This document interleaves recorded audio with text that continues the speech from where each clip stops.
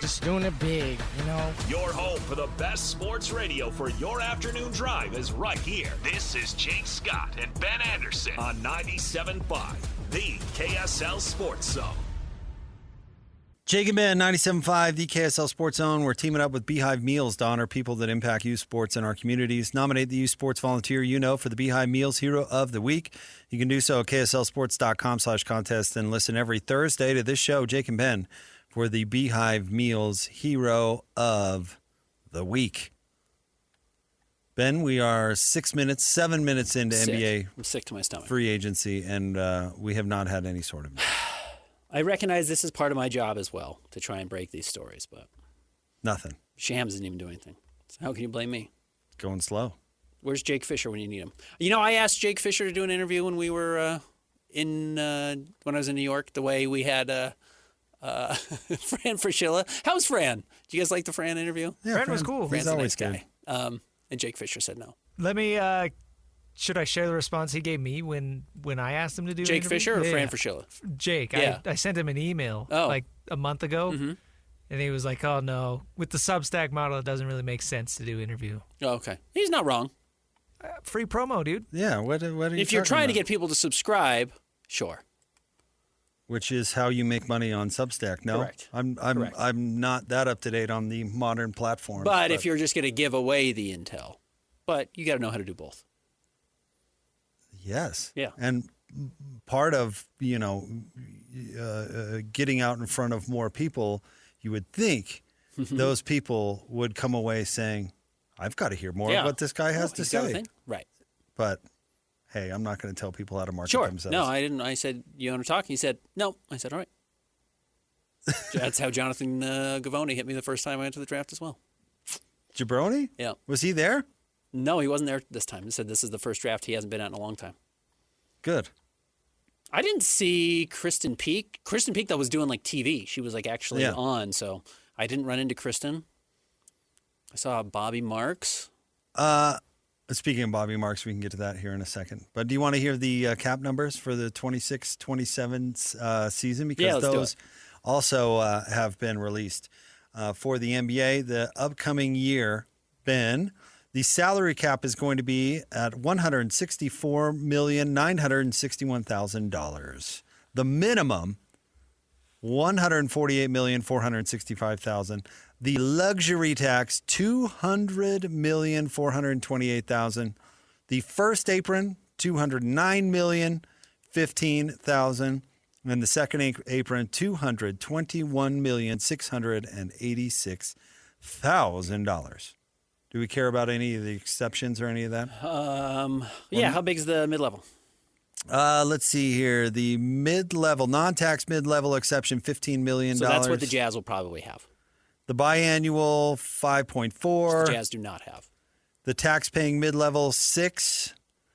The room mid-level, 9.3. And the early bird rides, 15.2. Let's see here. The max that Walker Kessler would be eligible for, the 0 to 6 year max, $41.24 million. Okay. The Man, look at the two-way contracts. Good for those guys. Rookie two-way, 1.3. I think that's the rookie minimum, 1.3. I think the two ways at the bottom is 680, 678 to be honest. Oh, okay. Yeah. So there's your cap numbers.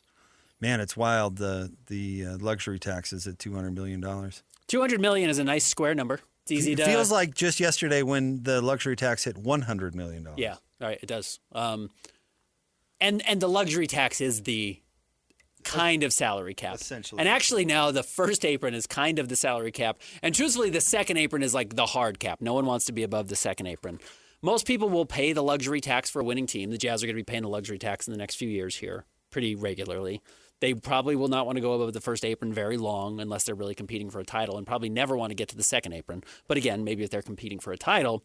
But yeah, the salary cap, set at 164 means the Jazz can get their own players on bird rights up to the luxury tax. Bird rights being exactly what Walker Kessler is going to fall into. The ability to re-sign your own players over the salary cap to a certain number. So, Yeah, interesting stuff. Still no news. Still nothing from Shams. Still No one nothing. wants to be the first team that admitted they tampered.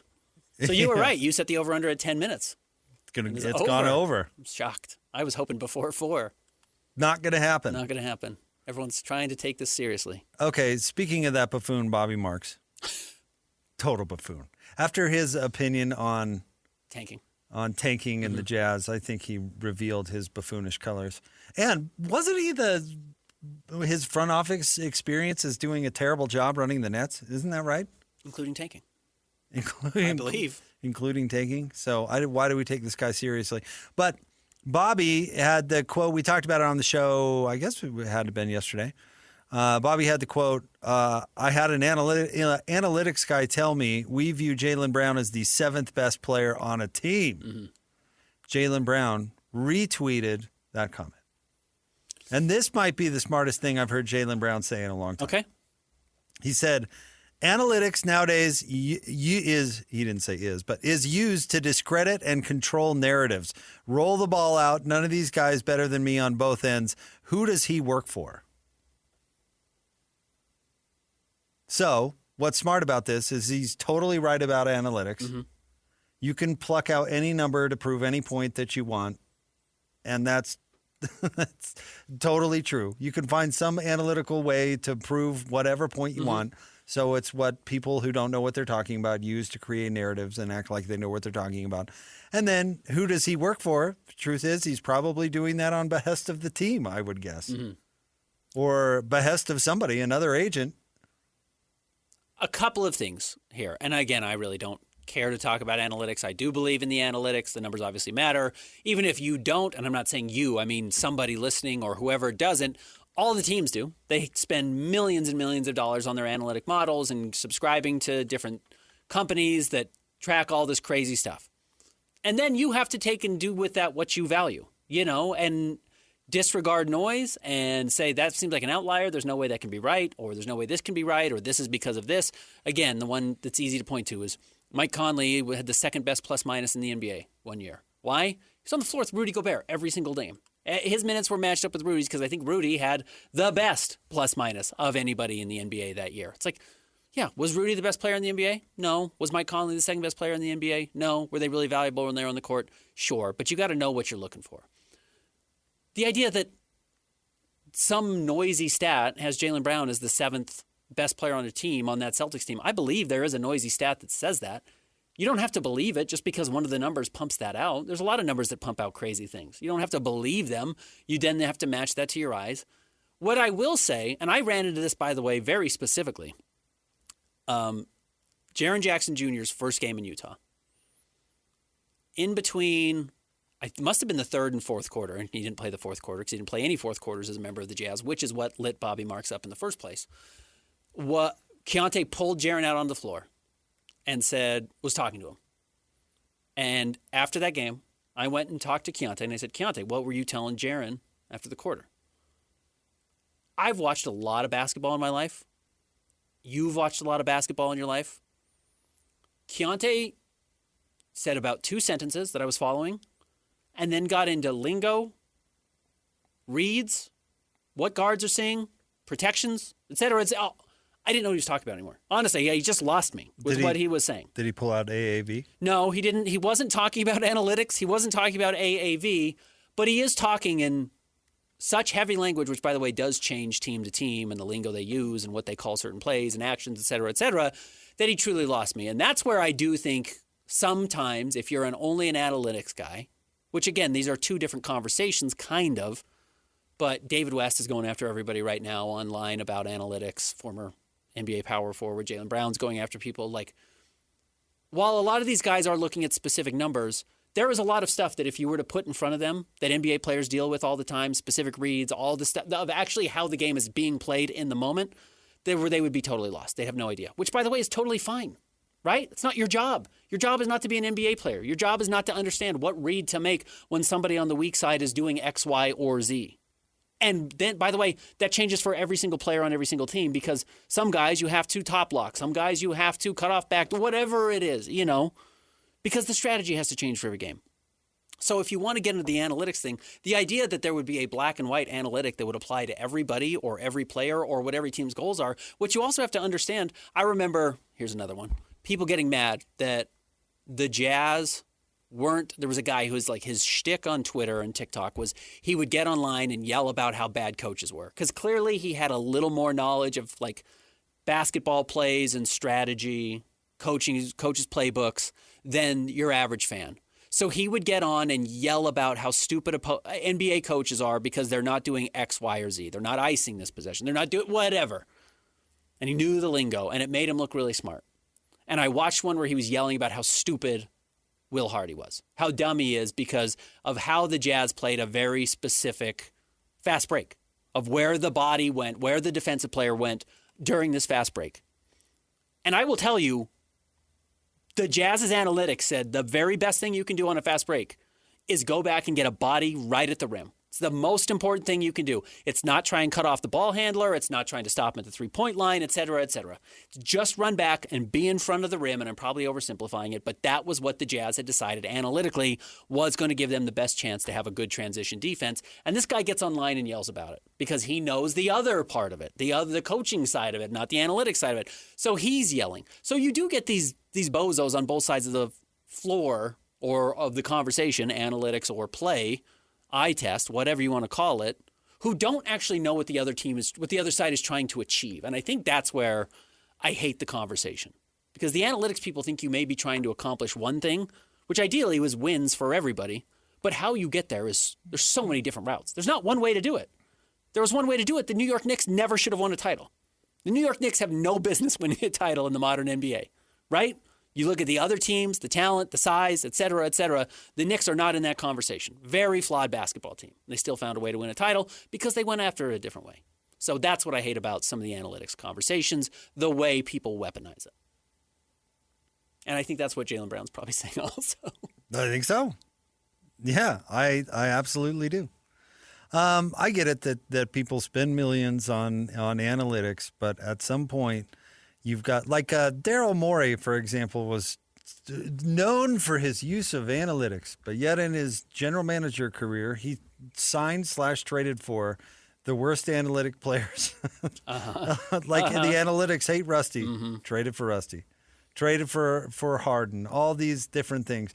Where I get frustrated with stats is they are noisy, and they do totally negate big time factors like coach and role and teammates and all these things.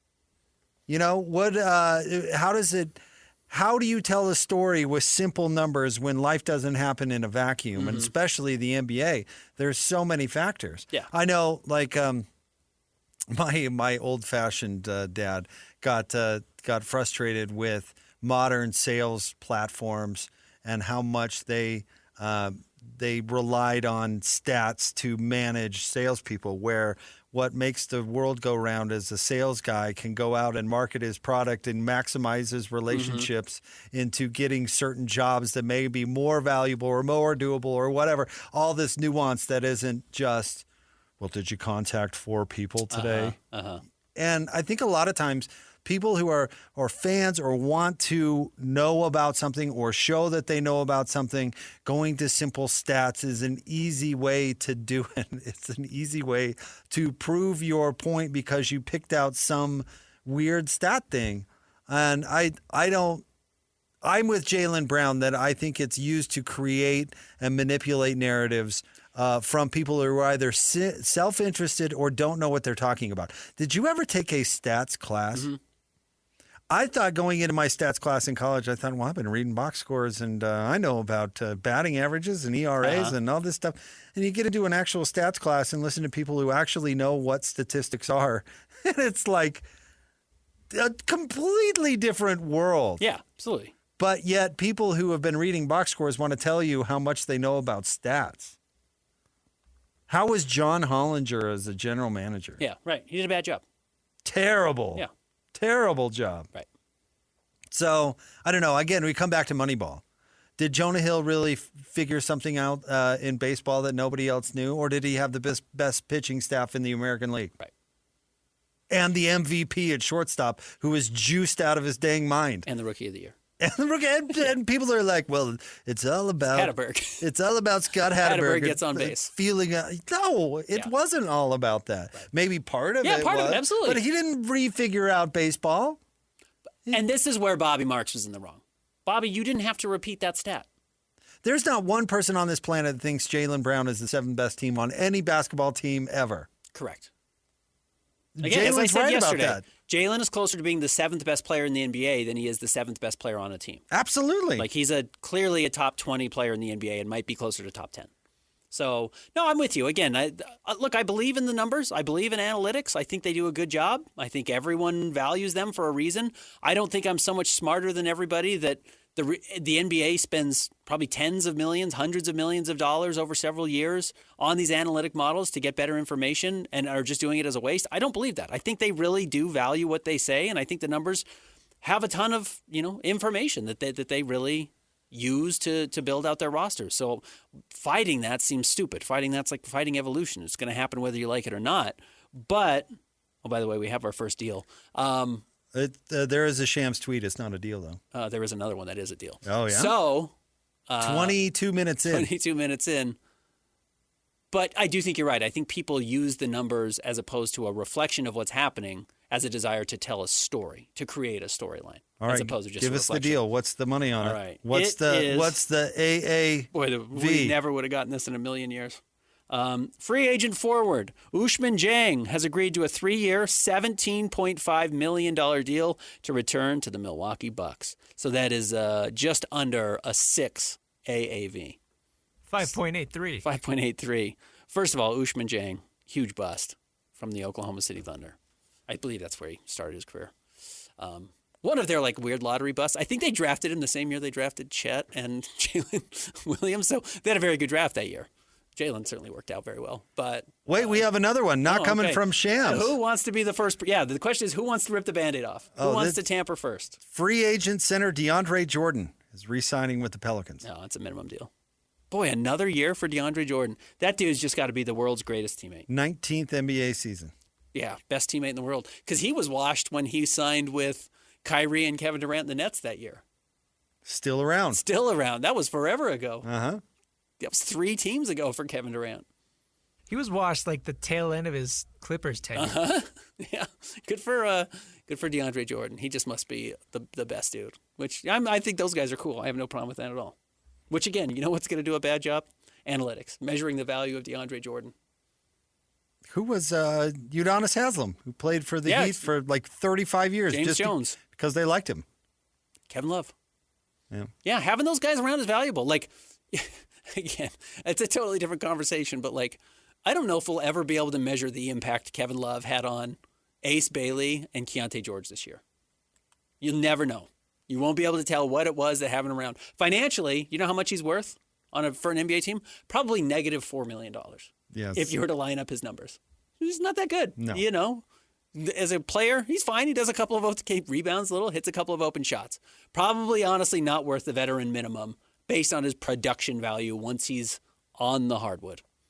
But in the locker room, he might be the most valuable player you have on your team. Apparently. Yeah. Man, the Swiss are getting trounced. It's the Swedes. Oh, yeah, Swedes. Yeah, Swiss is red and white. Yeah. My bad. 2-0. And just putting some real doozies in the back of the net. Kind of embarrassing Sweden. All right, we've got Hot Take Tuesday coming up next. Stay tuned. It's the Jake and Ben Show, 97.5 the KSL Sports Zone. Not only do these guys give you the best Jazz coverage in the market, they've got you covered with the Mammoth, the Cougars, the Utes, and the Aggies. This is Jake Scott and Ben Anderson on 97.5, the KSL Sports Zone. Jake and Ben, 97.5, the KSL Sports Zone. Time for Hot Take Tuesday, where we're just pulling out hot takes. I have no idea about what, but they come at you fast and furious. Ben, you want to get us started today? Do you guys have a lot? Should I just start with my one hot one, or are you guys going to have more? I've got a couple. Whatever. I'm full of it. Top rope, dude. Are we sure the United States of America is a good name for a country? Yes. You think it's a good name? I do. I think if it was a sports team, we would kill them for having a name like this. Why? It's just a literal definition of what's going on here. Right? It's a sentence. I love this country, but our country's name is just a sentence. The United States of America. Uh-huh. Canada, Mexico, Uruguay, Paraguay, Uzbekistan, China, Japan, Germany, Australia, yada, yada, yada. It's like a name. We're just a series of words put together. We're not the only one, but I'm curious if we missed the mark by not going with one word. I don't think so. You don't think so? It did get summed up as Americans anyway. It does. Or the USA. So you could find our short speak. But I kind of like that it defines what we are because I think it's kind of a basic part of our creation was that we were overthrowing a country that was run by the whole for a system that was a unification of states. I think part of what makes this country work is with its different regions and different values and different cultures. We're united. We're all united Absolutely. under some similar principles. So I actually, not to poo-poo your take, No. but I kind of like that it's descriptive in that sense that is what we are and hopefully will remain. It's very descriptive of what we are. Uh-huh. It's the Utah Hockey Club of country names. Okay, I like the Utah Hockey So Club. did I. You know what? That's why I asked the question. I didn't declare it that it's a bad name. And again, I fully recognize this could cost me my job on the 250th anniversary. Yeah, that's a bold take. But it's not a take. It was a question, which is why I wanted to know. And by the way, I had to go and do some research today on how we even got the name America. Well, it's the continent, no? No, well, okay, so where did that name come from? What does America mean? Was it not Columbus? Does anybody know that? That's the thing. No, a man named Amerigo Vespucci, who was an explorer and navigator who recognized there was land, an Italian man, 1499 to 1502, he sent or traveled to the New World, which is right in that same era.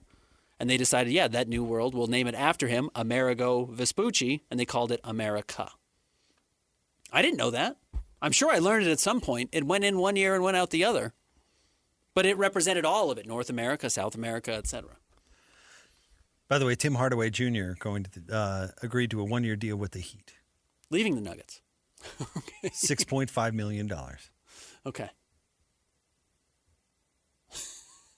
I'm sorry. I just thought No, it's good. You're keeping us updated. This is a sports radio show. Some news. Yeah, I like it. Okay. I'm not saying it's totally wrong. fine with it. I'm not out on it by any You're going to means. go to the United Arab Emirates and Exactly right. start hashing Not them? the only one. Yeah, the Dominican Republic. There are other multi-word countries.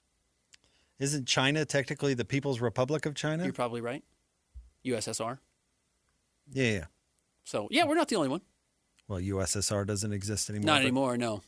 But, okay. They By this came to me in New York. I went to a museum, and they had one of Thomas Paine's original books, and they think that maybe the first person who ever called it the United States of America before it actually had the title after it became an official country, before we signed the Declaration of Independence and et cetera, Constitution, et cetera. Down the line, he kind of just wrote it as it's a united state.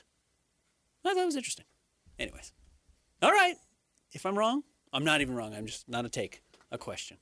And, reason number 25 why Ben should move to Canada. Sure. You know where Canada comes from? I did this research today too. It's a native word that means village, basically, or like gathering, settlement, an Inuit term, which I didn't know that. You really dove deep into this hot take. Yeah, I treated this seriously. I didn't want to come in here shooting from the hip. Christian, you want to hit us with a take? Yeah, I don't know how hot this one is. Shams is just the worst.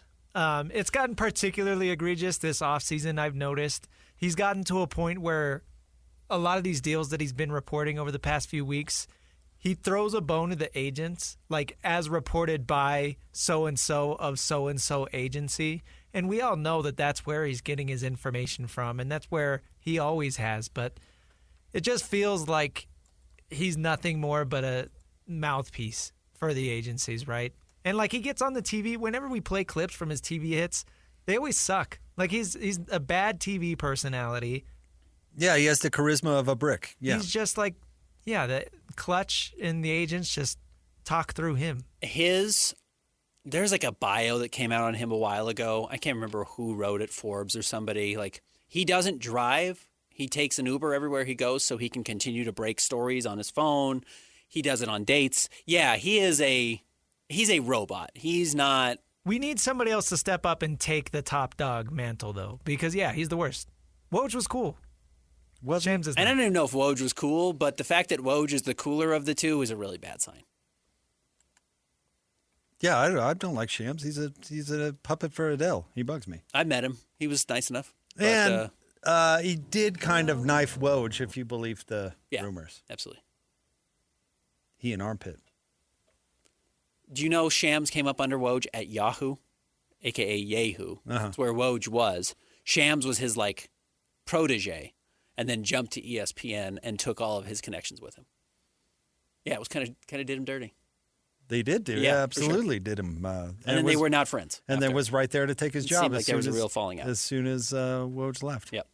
I'm with you. No, I guess he went to The Athletic, and then he went to ESPN. You're right, because Woj went to ESPN. Woj was never at ESPN at the same time as Shams. Yes, correct. And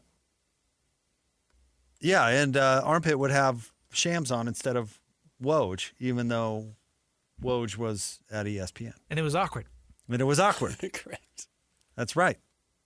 So, all right. Ben, you have another one, Christian? I'm going to go with, okay, so you and I yesterday were watching Germany play the Paraguayans, Paraguay. And it came down to, what do they call it? Penalty shots, right? And the Paraguayans tried to blow it. They left all they had to do was make one. They missed two in a row, and then it went to a sixth kick, right? Where German player Jonathan Tah came onto the pitch and airmailed the shot. The potential series extender. So 4 players, and I'm not even going to, this was Tah's first ever penalty kick. Okay. For the German team in international play. 4 German players turned down the kick. The captain went to 4 players, and they all said, no, they don't want the pressure. They don't want the smoke. And so they ended up going with this Jonathan Tah because he had the stones to say yes. He'd say yes. Didn't have any experience. Never did it before. Biggest shot in the World Cup, obviously.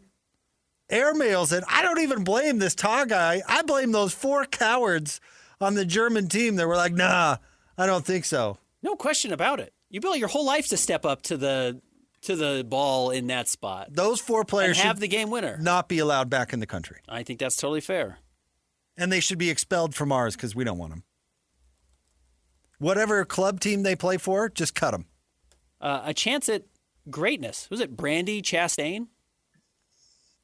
The one that took her shirt off? Yeah. But has the, one of the great sports photos of all time, maybe the great, American sports photo we have. Her, on her knees, full body flex after just kicking the penalty kick to win the World Cup. Yeah, absolutely incredible. To not want to step up to that as a competitor, to get your point. Yeah, that's pathetic. You can see, and the fact that Tah, though, unfortunately for him, is a swear word now in Germany for the rest of time. Is the GOAT, not in a good way. Not in a good way. I mean, I can't believe it. Such cowardly behavior. No, that's ridiculous. How do you get that far elevated in your sport and you can't handle? I mean, that's a lot of pressure. Don't get me wrong, but these guys are in pressure-filled situations all the time, right? No, I'm not trying to sound corny, but pressure is a privilege, right? Isn't that what they say? It's a privilege to be where you are. You have put in the work. You've earned that pressure. You've earned that level of heat. To back off of it at that point and leave somebody else hanging is a bad idea. Is that not like every kid's dream scenario? It's the dream. Like they're practicing their penalty shot and they're like, okay, this one's for the win. It comes down to this shot. Absolutely. And they're passing? Come on. You got to live in Austria now, guys. You're done. Yeah. Taz actually welcome back. I've got one more hot take for you, and this really pains me to say. Okay. But Serena Williams should go away. Oh, Or at least you're over Serena. Or at least stop playing singles. Okay. She's playing in Wimbledon this year. She's 44, and she lost in the first round. Oh, did she lose? Yeah, she did. 6-3, 7-6, 6-3. Okay. And you know what? Let us remember you as Serena. Let's not limp out. Take please. the Wizards jersey off. Yes, Go exactly. back to the Chicago Bulls Serena. Right. Let's not. Hang it You know up. what? Play doubles with Venus. That's great. Yeah, that's cool. Doubles doesn't get as much attention. It's easier to play at a high level of playing doubles as you get Longer, older. You know, those sorts of things. Knock yourself right out. But don't. Let's not play singles anymore. I don't need to see Serena Williams losing in the first round. I really don't. They don't play for us. They don't. They play for themselves, and as long as they want to play, I totally understand. But I'm with you. The withered athlete who doesn't have it anymore, missed it, said they didn't like it when they had it all that much. Comes back. It's like it's a cliche at this point. It's not going to work. Yeah, it's so just a cliche. I love Serena. Yeah. Maybe the greatest tennis player of all time. But come on, it's over. Hang it up. 44 is too much. And we don't need to see you going out in the first round. I'm with you. And if she's going out in the first round, she knew it's not like she made it to the semis and just couldn't get over the hump anymore. She's going out in the first round. Yeah, first round. That's rough. Tough. So there you go. Any other hot takes, Ben? You got a list over there? No creamy peanut butter over the age of 16. You got to be crunchy the rest of the way. Oh, I've always liked crunchy. It Yeah. seemed really random. That is What really do you guys random. want from Is that me? on your list? Why are people judging? I don't judge people's peanut butter choice, though. What's the matter it's a with hot take? It's not an average take. Do you guys not want heaters anymore? I don't get the correlation. I don't understand it. I don't get the correlation. Little kids like creamy peanut butter because they don't like feeling like there's things in their food. But you reach a certain point and you realize, like kicking the goal in the World Cup on the PKs, peanuts are a privilege. So give me the crunchy peanut butter. If you're over the age of 16 and you're complaining about not getting creamy peanut butter, that's a problem. Got to switch to crunchy. Wouldn't at some point. people say you've got to give up peanut butter on sandwiches after the age of like 12 anyway? Yeah, I think that's totally fair. I still love peanut butter and I'll jellies. eat a PB&J. Yeah, 100%. Once a week, yeah. I'm surprised I didn't have one today. Mm-hmm. But you could make the argument that you've got to give up on that kind of juvenile food after 12 anyway. Sure. And you definitely have to give up the creamy Jif if that's what you're going for. Man, my family likes it's not organic peanut butter, but it's the super oily peanut butter. You get it from know what I Costco? mean? Uh-huh. Yeah, it's the organic one from Costco. It's a nightmare. Do you have to keep it in the fridge? No. Okay, you're probably supposed to keep it in the fridge, which is why it's so oily and you have to mix it every time. If you keep it in the fridge, you don't have to mix it every time, but it's rock hard. So it tears your bread up as you try and spread it on the bread. So it's useless. Nah, you got to go with the Jif. Jif Crunchy, if you're an adult and you're listening. Or if you can drive, how about that? When you get a driver's license, switch to Crunchy. How old is Oliver now? 13. What is he like? Creamy.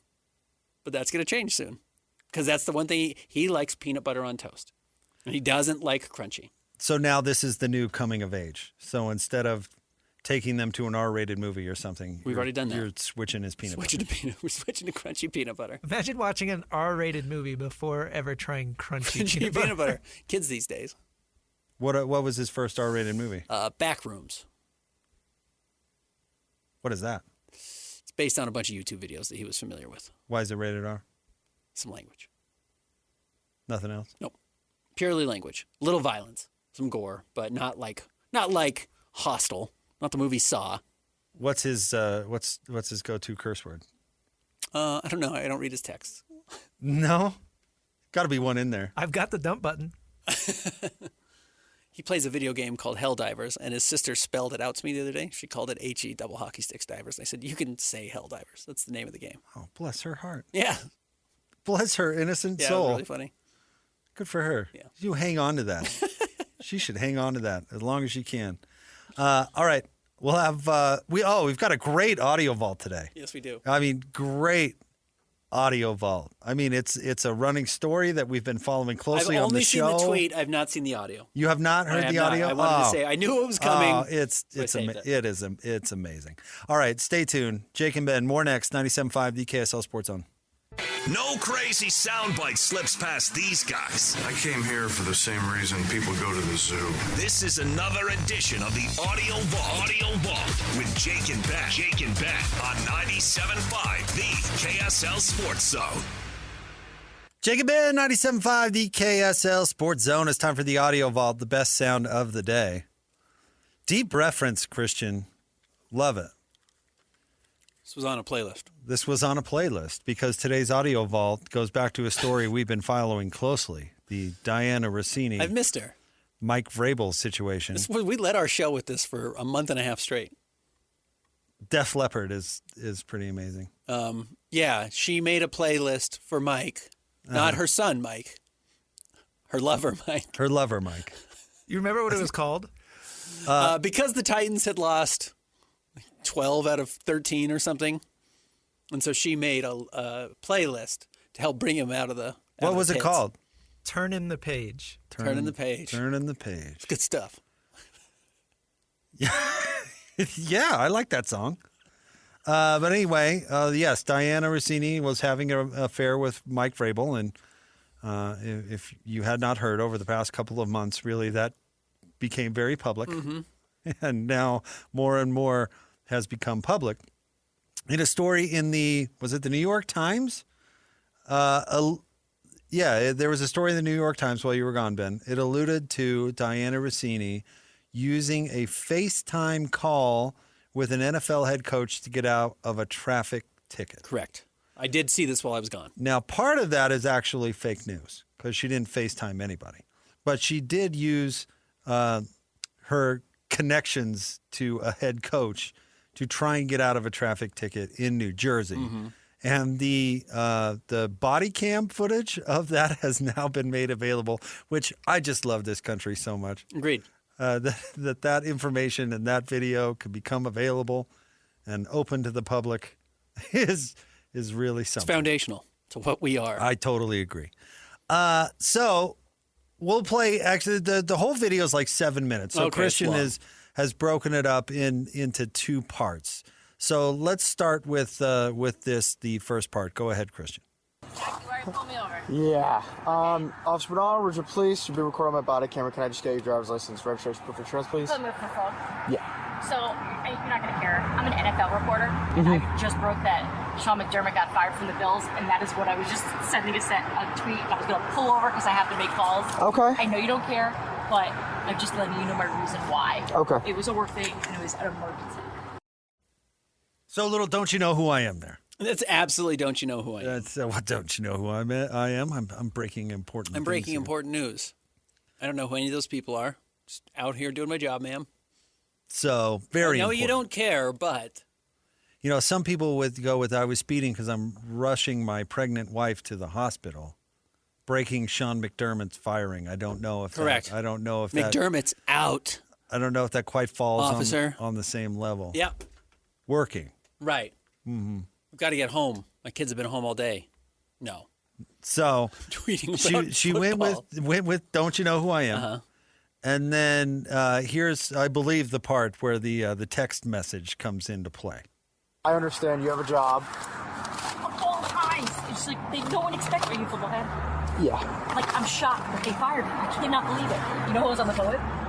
Who? Brian Gable, because he lost the job. Oh, okay. Great to make the connection. Are you a fan of Giants or Jets? I'm not a fan of either. So What is your team? I'm a Vikings fan, unfortunately. Let's see it. Can you see the name? Oh my God. KOC? See what I said? Look what I said to him, though, just now. Go to the bottom. Oh my God. Wow. Pretty cool. I love the Vikings, though. They're awesome. KOC's awesome. Yeah. He seems like a good Your dude. quarterback sucks, though. Yeah. So he's got to get it. He's got to fix it. He's got to turn it around or someone else is going to get him. What is? Do you have your registration as well? Listen, I'm going to cut you a break on the cell phone. I understand your job requires you to be on the phone a lot. I know. Just try to wait till you get home, okay?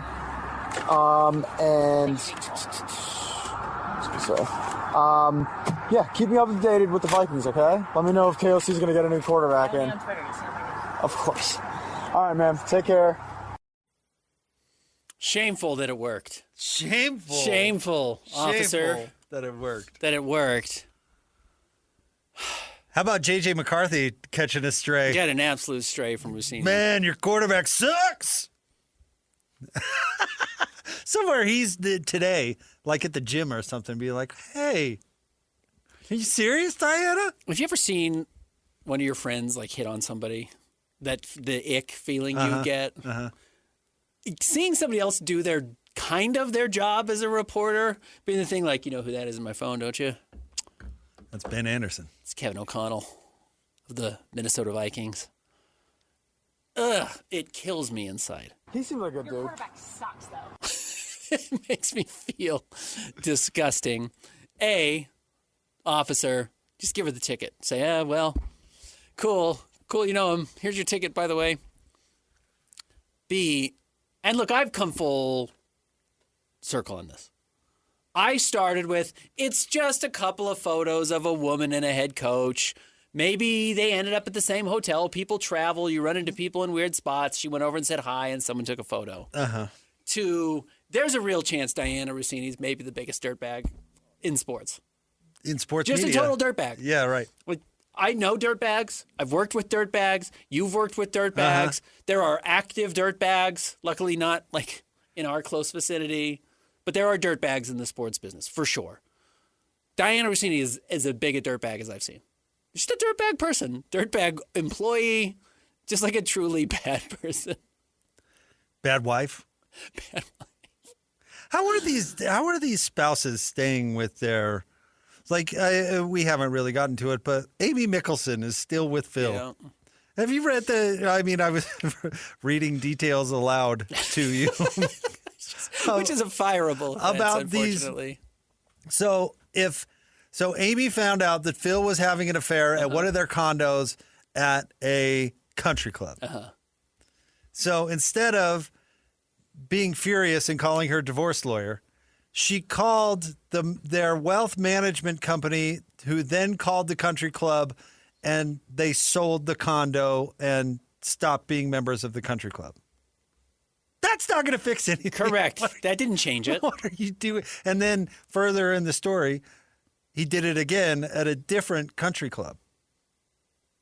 Why? I don't get it. I don't understand. I guess money, I guess. Fame.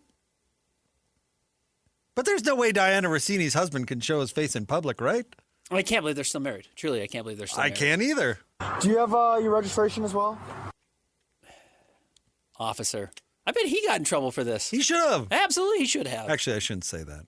I'm pro police Leniency? giving Yeah, a break when but not one for is this. warranted. Not Yeah. because she got Kevin she's a O'Connell football or fan. whatever on the phone. Yeah. Send him a text. Yeah. But no, I don't want to go too far. I'm pro a little leniency when maybe it's warranted. It wasn't warranted here. The video is blurred out. By the way, we can't see what the text said. She was trying to show him a text with Kevin O'Connell. Yeah. And Kyler Murray. You think that's what it said? Or this was pre-Kyler Murray? No, I probably, knowing Dianna, it was some sort of love poem. Look at what the GM wrote me. He wrote me a love poem. Like a regular Wordsworth. Yeah. It would come as a shock.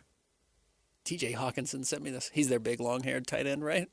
I just want to know what's next. This story just doesn't quit. It really is amazing. Yeah, you're right. Oh, I was walking through the airport, getting ready for the draft, and checked out a Hip and Humble, and thought I could buy something for the wife here. Oh yeah, I Just forgot for my about the Hip and Humble. My next mistake. Yeah, it came into our backyard. It's been in Sedona. It's been in New Jersey now. Minnesota's involved. That's right, because Tennessee. Vrabel had his Save My Marriage Summit in like Park City, right? Where was the boat? Where was the boating incident? Tennessee. That was in Tennessee. Tennessee. Mrs. Worldwide. Oh, the boating incident. Man, this story was wasn't she 7 months pregnant? 7 months pregnant. She named her son Mike. Getting a 7-month pregnant woman onto a boat in the first place is pretty difficult. Remember, he had to come out, Vrabel had to come out and address this on the opening day of the draft and then disappear. To Park City. Yes, this story is amazing. It's one of the great ones. It's one of the great stories. Who do you like, the Giants or the Jets? Oh, Vikings guy, huh? Look at this text. Check it out. Dirtbag. Dirtbag. Dianna Dirtbag. Wow. Dirty Diana. Oh, that's a good descriptor. Wonder how she got that story. All right. Good times. Good audio vault Good today. audio vault yeah. today. All right. Live at 5. Coming up next, Jake and Ben, 97.5, the KSL Sports Zone.